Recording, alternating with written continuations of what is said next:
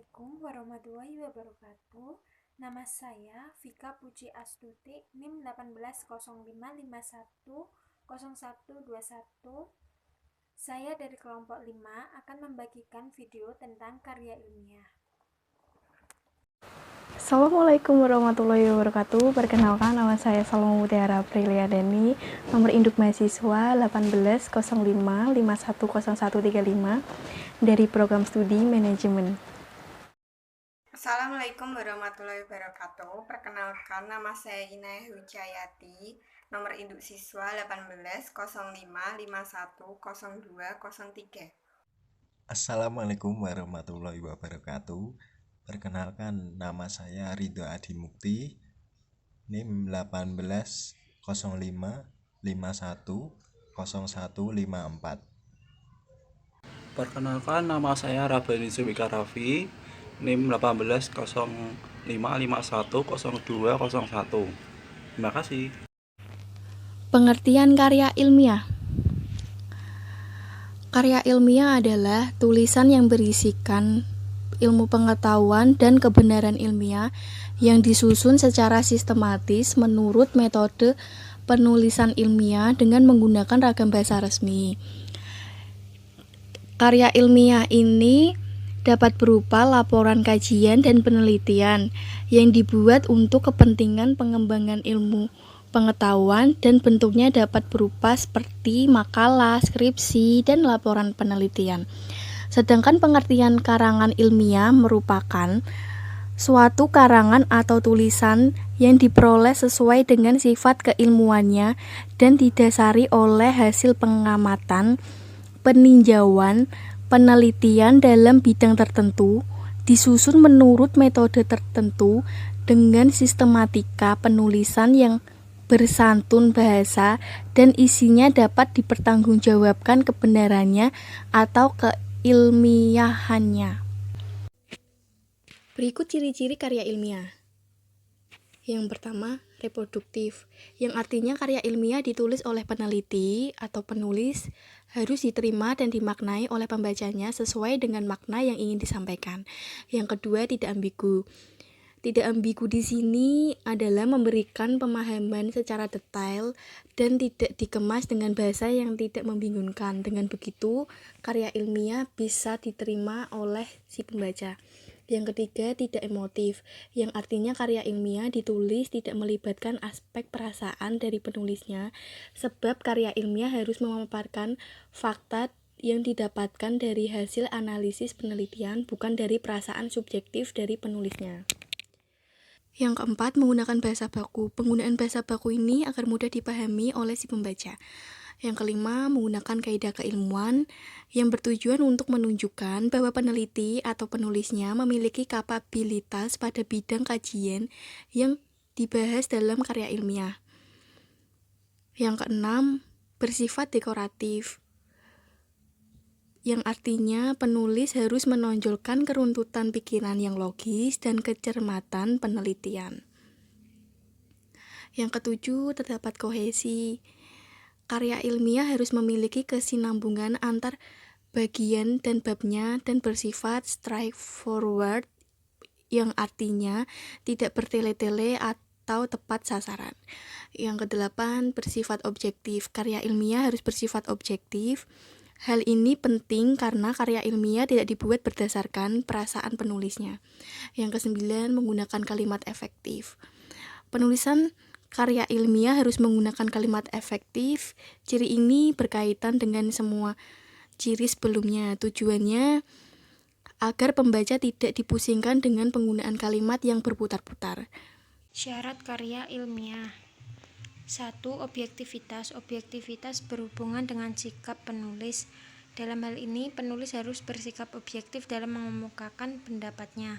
Ada apa adanya, tidak dibuat-buat, sehingga hasil tulisannya dapat dipertanggungjawabkan berdasarkan data yang ada. 2. Pola berpikir deduktif-induktif. Dalam mengemukakan atau menarik kesimpulan, penulis harus menggunakan pola berpikir yang logis atau runtun dan sesuai dengan nalar. Ada dua pola berpikir logis, yaitu deduktif dan induktif. Pola berpikir deduktif bertolak dari teori atau hal yang umum untuk menarik kesimpulan yang khusus. Contoh, secara umum dikatakan semua dokter tulisannya jelek. Lalu fakta khusus, ayahku seorang dokter, maka dapat ditarik kesimpulan ayahku tulisannya jelek. Sedangkan pola berpikir induktif yaitu cara berpikir atau menarik kesimpulan dari fakta-fakta khusus pada fakta umum atau kalimat utamanya berupa kalimat yang bersifat umum. Contoh, fakta-fakta khusus menyatakan manusia membutuhkan oksigen, hewan membutuhkan oksigen, tumbuhan membutuhkan oksigen, maka dapat disimpulkan bahwa semua makhluk hidup membutuhkan oksigen. Ketiga, sistematika. Karya tulis ilmiah harus disusun secara sistematika, artinya menuruti alur pemahaman yang runtun dari masalah sampai pada kesimpulan. Tata tulis baku berhubungan dengan sistematika penulisan karya tulis ilmiah. Biasanya masing-masing lembaga mempunyai peraturan tata tulis yang berbeda. Akan tetapi, pada dasarnya peraturan tersebut mempunyai patokan yang sama. Tata tulis baku ini diperlukan karena A. Dapat memperlancar komunikasi hasil penelitian, B. Memudahkan penilaian atau pertanggungjawabannya, C. Mempercepat penyebarluasan tanpa membutuhkan penyusunan kembali. Penulisan karya ilmiah. 1. Bagian pendahuluan. Bagian ini biasanya berisi halaman judul, halaman pengesahan, kata pengantar, daftar isi, daftar tabel, daftar gambar, dan grafik. A. Halaman judul. Judul ditulis untuk mengetahui garis besar isi laporannya. Judul ditulis dengan huruf kapital, biasanya di tengah halaman agak ke atas, tetapi ada juga variasi lain. B. Halaman pengesahan. Halaman pengesahan ini digunakan terutama untuk karya-karya ilmiah yang bisa diujikan atau dipertahankan di depan penguji seperti skripsi, tesis, dan disertasi. Halaman pengesahan bermaksud menginformasikan kepada peneliti ujian akhir bahwa karya ilmiah yang akan diujikan itu telah memenuhi syarat dan disetujui oleh pembimbing untuk dipertahankan di depan para penguji. C. Kata pengantar. Kata pengantar terdiri atas jumlah paragraf yang bertujuan mengantarkan sebuah karya tulis kepada pembaca, di dalamnya berisi antara lain garis besar atau substansi pokok yang terdapat dalam karya tulis dengan ucapan terima kasih kepada pihak-pihak yang telah memberikan dukungan dalam menggarap dan menyelesaikan karya tulis tersebut. D. Halaman abstrak. Abstrak adalah ikhtisar atau inti dari sebuah karangan. Selain itu, abstrak juga biasa dikatakan ringkasan sebuah karangan. Hal-hal yang perlu dimuat di dalamnya adalah sebagai berikut. 1. Paragraf pertama, latar belakang masalah. 2. Paragraf kedua, rumusan masalah, metode yang dipakai dalam penelitian, dan sumber data atau tempat data itu tersebut. 3. Paragraf ketiga, cara atau teknik menganalisis data. 4. Paragraf keempat, hasil analisis data. Keempat hal tersebut harus disusun sesingkat mungkin. Daftar isi. Daftar isi merupakan petunjuk untuk para pembaca. Daftar isi harus ditempatkan di bagian depan karya ilmiah dan bukan di bagian penutup atau di bagian belakang.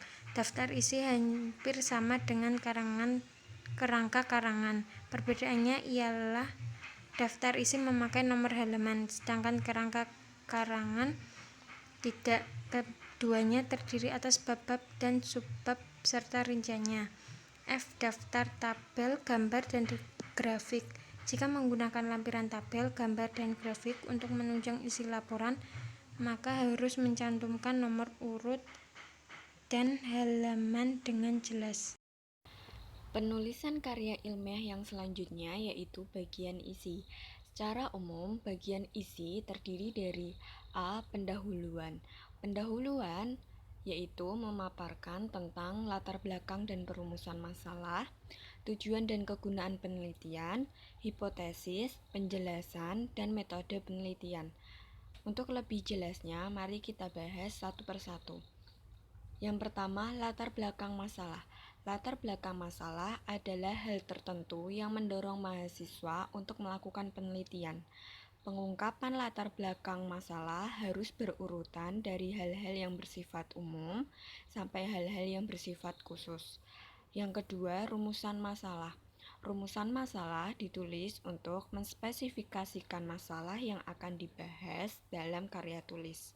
Masalah yang dirumuskan harus merupakan hasil penspesifikasian atau pengkhususan masalah utama yang harus dijawab pada bab kesimpulan.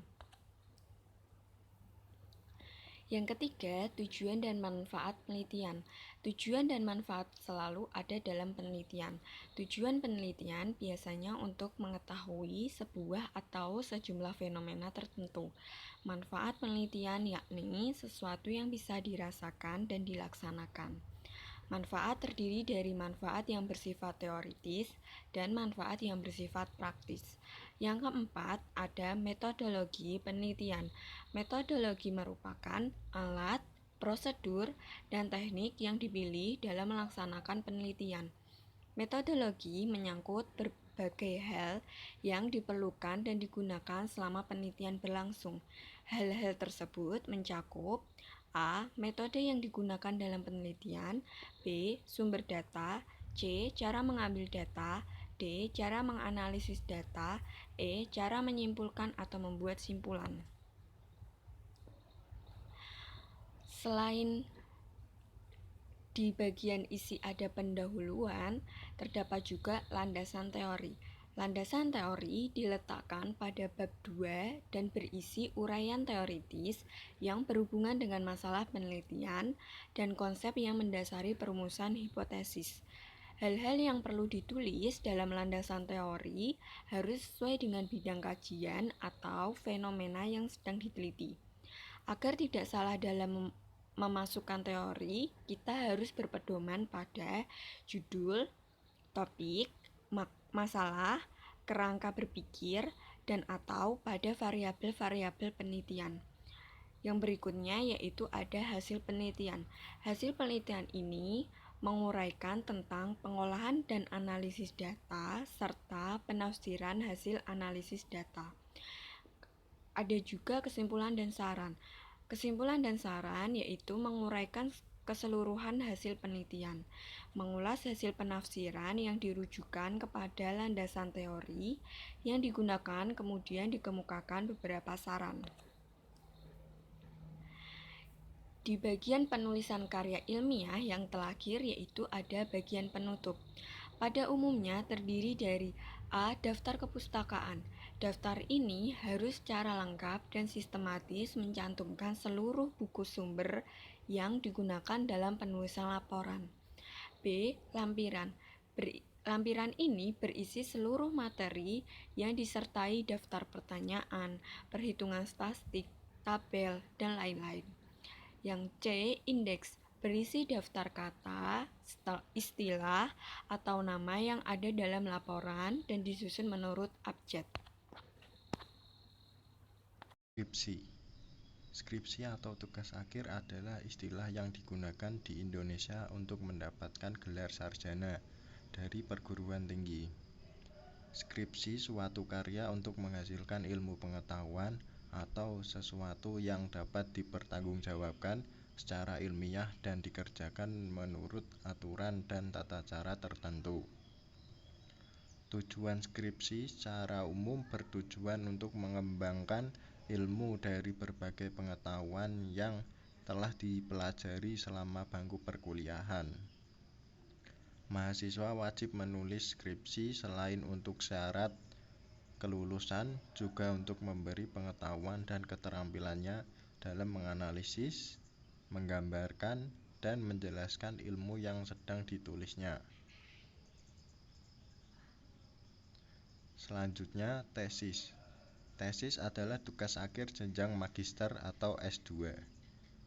Tesis salah satu karya ilmiah tertulis yang disusun secara individual berdasarkan hasil penelitian empiris untuk dijadikan bahan kajian akademis. Tesis merupakan pernyataan atau teori yang didukung oleh argumen-argumen untuk dikemukakan, merupakan hasil dari studi yang sistematis atas masalah. Tesis mengandung metode pengumpulan, analisis dan pengolahan data, dan menyajikan kesimpulan serta mengajukan rekomendasi.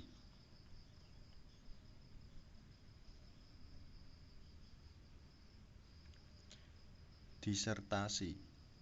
Disertasi adalah karya tulis ilmiah resmi akhir seorang mahasiswa dalam penyelesaian program S3. Disertasi merupakan bukti kemampuan mahasiswa dalam melakukan penelitian yang berhubungan dengan penemuan baru dalam program ilmu yang dipilih seorang mahasiswa S3.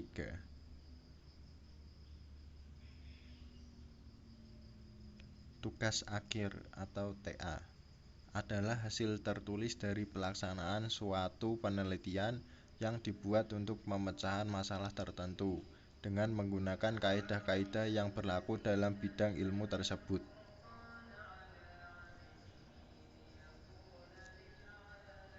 Saya Rabani Subika Raffi akan menerangkan perbedaan antara skripsi, tesis, dan disertasi. Aspek yang pertama adalah jenjang. Skripsi S1, tesis S2, disertasi S3. Aspek yang kedua, permasalahan. Skripsi dapat diangkat dari pengalaman empirik tidak mendalam. Tesis diangkat dari pengalaman empirik dan teoritik bersifat mendalam. Disertasi diangkat dari kajian teoritik yang didukung fakta empirik bersifat sangat mendalam. Aspek yang ketiga, kemandirian penulis. Skripsi 60% peran penulis, 40% pembimbing. Tesis 80% peran penulis, 20% pembimbing. Disertasi 90% peran penulis, 10% pembimbing. Aspek yang keempat adalah bobot ilmiah. Skripsi rendah sampai sedang.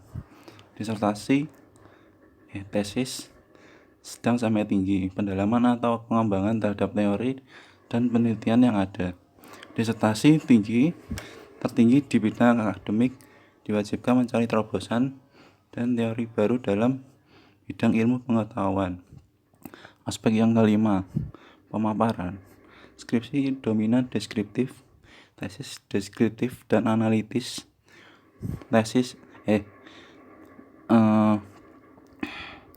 Disertasi dominan analitis. Yang aspek ke-6, model analitis.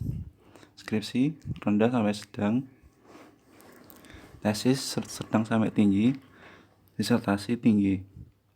Aspek yang ke-7, jumlah rumusan masalah.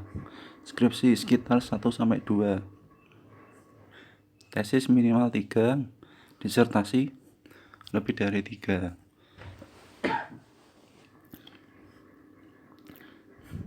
Aspek yang ke-8, metode atau uji statistik. Biasanya memakai uji kualitatif atau uji deskriptif. Skripsi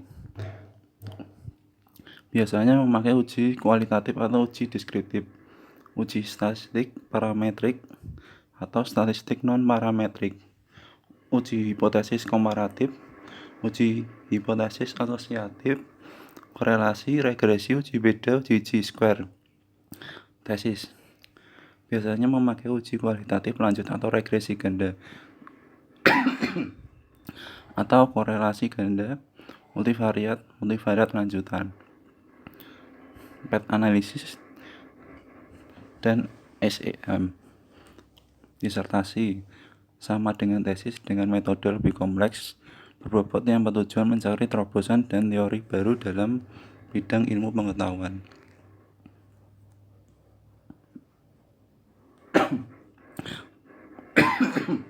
Aspek yang ke-9, jenjang pembimbing atau penguji.